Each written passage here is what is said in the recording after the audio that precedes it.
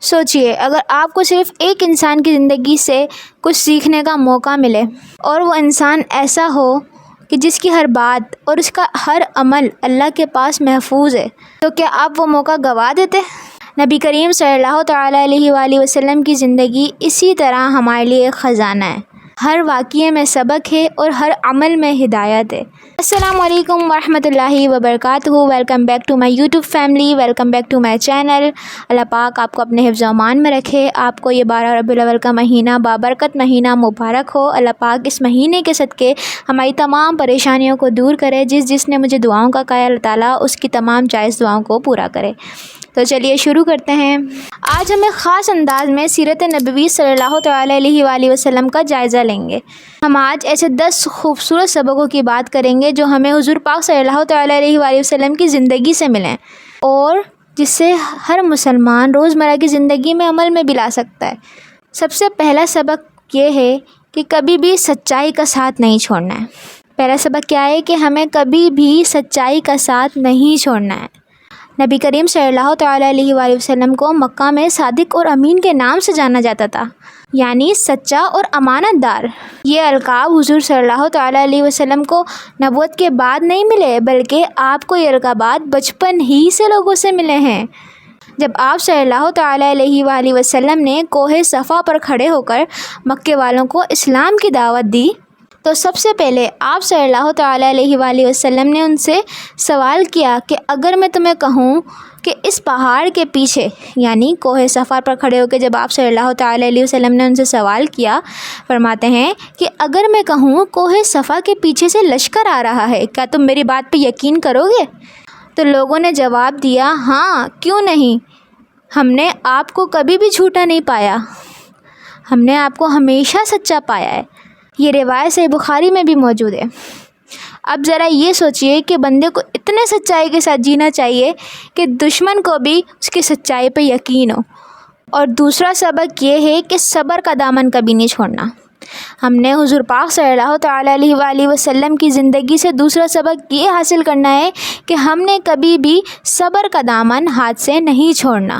طائف کا واقعہ اس کی سب سے بہترین مثال ہے۔ جب نبی کریم صلی اللہ تعالیٰ علیہ وآلہ وسلم طائف گئے اسلام کی دعوت دینے کے لیے تو وہاں کے لوگوں نے آپ کی بے عزتی کی، معاذ اللہ، بچوں سے پتھراؤ کروایا، یہاں تک کہ آپ کے پاؤں لہو لہان ہو گئے۔ اس حالت میں بھی نبی کریم صلی اللہ تعالیٰ علیہ وآلہ وسلم نے اللہ تعالیٰ سے یہ دعا کی کہ اللہ تعالیٰ اگر تم مجھ سے ناراض نہیں تو مجھے کسی چیز کی پرواہ نہیں۔ اور حضور پاک صلی اللہ تعالیٰ علیہ وسلم نے اللہ پاک سے طائف کی ہدایت کی بھی دعا کی، اللہ پاک سے دعا کی کہ یا اللہ طائف کے لوگوں کو ہدایت دے۔ حضور پاک صلی اللہ تعالیٰ علیہ وسلم نے ظلم کے باوجود اللہ تعالیٰ سے ان کے لیے ہدایت کی دعا کی، صبر کیا، اللہ تعالیٰ پر بھروسہ کیا۔ یہ حضور پاک صلی اللہ علیہ وسلم کی سنت ہے۔ اور تیسرا سبق یہ کہ معافی کی طاقت رکھنا۔ جب آپ صلی اللہ تعالیٰ علیہ وسلم نے مکہ فتح کیا، جب آپ کے پاس پورے مکے کی طاقت آ گئی تو آپ صلی اللہ تعالیٰ علیہ وآلہ وسلم نے اپنے تمام ان دشمنوں کو معاف کر دیا جنہوں نے آپ کو سالوں سال پریشان کیا۔ آپ صلی اللہ تعالیٰ علیہ وسلم فرماتے ہیں، جاؤ تم سب آزاد ہو۔ ان میں وہ لوگ بھی تھے جو آپ صلی اللہ تعالیٰ علیہ وسلم پر کچرا ڈالتے تھے، وہ لوگ بھی تھے جو آپ صلی اللہ علیہ وسلم کی راستے میں کانٹے بچھاتے تھے، اس میں وہ لوگ بھی تھے جنہوں نے آپ صلی اللہ تعالیٰ علیہ وسلم کے چچا کو شہید کیا تھا۔ تمام دشمن حضور کے جو مکہ میں آپ پر تکلیفوں کے پہاڑ توڑ رہے تھے، ان سب کو حضور صلی اللہ علیہ وسلم نے کیا کہا، جاؤ آج تم آزاد ہو۔ اتنی تکلیفوں کے باوجود انتقام نہ لینا یہ دل کی عظمت کی نشانی ہے۔ چوتھا سبق یہ کہ غریبوں اور ضرورت مندوں کا خیال رکھنا۔ صحیح مسلم کی حدیثوں میں موجود ہے کہ حضور پاک صلی اللہ تعالیٰ علیہ وآلہ وسلم نے فرمایا، وہ انسان مجھ میں سے نہیں کہ جو رات کو پیٹ بھر کر سوئے اور اس کا پڑوسی خالی پیٹ سوئے اور وہ اس بات کو جانتا بھی ہو۔ حضور پاک صلی اللہ تعالیٰ علیہ وآلہ وسلم نے خود ایک سادہ زندگی گزاری تاکہ لوگوں کو اس چیز سے سبق ملے، اس چیز سے نصیحت ہو کہ امت کو اس چیز کا اندازہ ہو کہ دولت زندگی کا مقصد نہیں ہے۔ اور پانچواں سبق یہ جو ہمیں حضور پاک صلی اللہ علیہ وسلم کی زندگی سے ملتا ہے، عورتوں کی عزت کرنا، کہ حضور پاک صلی اللہ تعالیٰ علیہ وآلہ وسلم نے عورتوں کے حقوق کا ذکر بھی کیا اور فرمایا کہ ان کے ساتھ حسن سلوک سے پیش آؤ۔ حضور پاک صلی اللہ تعالیٰ علیہ وسلم اپنے ازواج کے ساتھ بہت نرمی سے پیش آیا کرتے تھے، بہت حسن سلوک کیا کرتے تھے۔ اور حضور پاک صلی اللہ تعالیٰ علیہ وآلہ وسلم کی زندگی سے ہمیں ایک اور سبق یہ ملتا ہے کہ وعدہ وفا کرنا، وعدے کو نبھانا۔ نبی کریم صلی اللہ تعالیٰ علیہ وسلم اپنے وعدوں کو نبھانے میں بہت سخت تھے۔ ایک شخص نے حضور پاک صلی اللہ علیہ وسلم سے وعدہ لیا کہ میں اس جگہ پر آپ کا انتظار کروں گا، اور جب تک میں آپ سے ملاقات نہیں کر لوں نا تو میں جاؤں گا نہیں۔ وعدہ اس نے لیا حضور سے، مگر 3 دن تک وہ اس جگہ پر آیا نہیں۔ مگر حضور پاک صلی اللہ علیہ وسلم اپنے وعدے کے اتنے پکے تھے کہ آپ 3 دن مسلسل اس جگہ پر آتے اور اس کا انتظار کرتے تھے۔ یہ روایت صحیح بخاری کی حدیثوں میں موجود ہے کہ آپ صلی اللہ تعالیٰ علیہ وسلم اپنے وعدے کے کتنے پکے تھے، اور اس سے ہمیں یہ سبق ملتا ہے کہ وعدہ نبھانا ہمارے اسلام کا حصہ ہے، اس چیز کو ہلکے میں نہیں لینا ہے۔ ایک اور سبق یہ ہے کہ علم کی قدر کرنا۔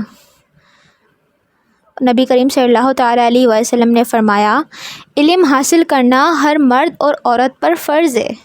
یہ روایت ابن ماجہ میں موجود ہے۔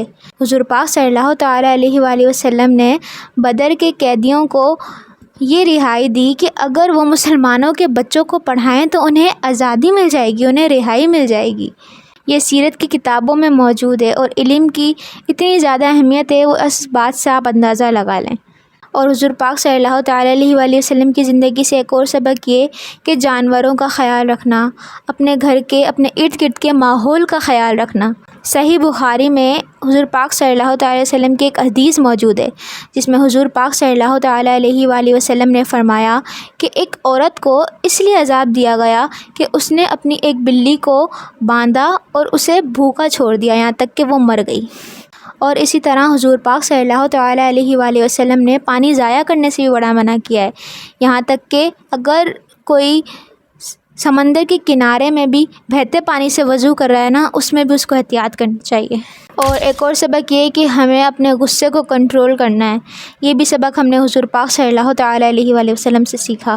ایک صحابی نے حضور پاک صلی اللہ تعالیٰ علیہ وآلہ وسلم سے نصیحت مانگی، فرماتے ہیں کہ آپ مجھے حضور پاک ہمیں نصیحت کیجیے، تو آپ صلی اللہ تعالیٰ علیہ وآلہ وسلم نے 3 دفعہ ایک ہی نصیحت کی، غصہ نہ کرو، غصہ نہ کرو، غصہ نہ کرو۔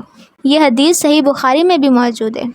اور حضور پاک صلی اللہ تعالیٰ علیہ وآلہ وسلم کے نزدیک سب سے زیادہ طاقتور وہ ہے جو اپنے غصے پر قابو پائے، جیسا کہ نبی پاک صلی اللہ تعالیٰ علیہ وآلہ وسلم نے خود فرمایا کہ اصلی پہلوان وہ نہیں ہے جو لڑائی کے ٹائم لوگوں کو پچھاڑ دے، بلکہ اصلی پہلوان وہ ہے جو غصے کے وقت اپنے آپ پر قابو پائے۔ اور ایک اور سبق یہ کہ اللہ تعالیٰ پر بھرپور توکل کرنا، پورا توکل کرنا۔ ہجرت کے وقت حضور پاک صلی اللہ تعالیٰ علیہ وآلہ وسلم اور حضرت ابو بکر غار ثور میں چھپے ہوئے تھے، یہاں تک کہ دشمن ان کے سامنے موجود تھے۔ حضرت ابو بکر پریشان ہو گئے۔ حضور پاک صلی اللہ تعالیٰ علیہ وآلہ وسلم نے فرمایا، غم نہ کرو، اللہ ہمارے ساتھ تھے۔ یہ توکل کی انتہا تھی کہ دشمن سامنے، بالکل سامنے ہے، اور حضور پاک کیا فرماتے ہیں کہ ڈر نہ کرو، اللہ ہمارے ساتھ ہے۔ یہ قرآن مجید میں بھی موجود ہے۔ اب ہم سے یہ اپنے آپ سے ایک سوال کیجئے کہ جتنے بھی ہم نے سبق سنے ہیں جو ہمیں حضور پاک صلی اللہ علیہ وسلم کی زندگی سے ملتے ہیں، ہماری زندگی میں کچھ اپلائی ہو رہا ہے ان میں سے؟ کچھ چیزیں ہماری زندگی میں آ رہی ہیں کہ ہاں ہم نے بھی اس طرح کیا ہے، ہم بھی اس طرح کرتے ہیں، ہم میں بھی برداشت ہے، ہم نے بھی غصے پہ کنٹرول کیا ہے، اس طرح سے کچھ ہے؟ اگر نہیں ہے تو اپنی زندگیوں پر توجہ ڈالیے، اپنی زندگیوں پر غور کیجیے کہ ہم کیسے امتی ہیں، کہ ہمارے نبی کی زندگی تو ہمارے لیے پوری زندگی ایک بہترین نمونہ، اور ہم نے اس میں سے کسی چھوٹے سے سبق پر بھی غور نہیں کیا۔ ہمارے اندر سے چھوٹی سی کوئی چیز بھی نہیں ملتی جو حضور صلی اللہ علیہ وسلم کی سنت میں سے ہو۔ ذرا غور کیجیے۔ اللہ پاک ہم سب کو حضور پاک صلی اللہ تعالیٰ علیہ وآلہ وسلم کی سیرت کو سمجھنے کی توفیق عطا کرے، ان کی سنتوں کو اپنی زندگی میں اپنانے کی توفیق عطا کرے۔ اگر آپ کو میری ویڈیو پسند آئی ہے تو ویڈیو کو لائک کریں، کمنٹ کریں، شیئر کریں، اور چینل کو سبسکرائب کرنا مت بھولیے گا تاکہ آپ کو میری آنے والی ویڈیوز ملتی رہیں۔ السلام علیکم ورحمۃ اللہ وبرکاتہ۔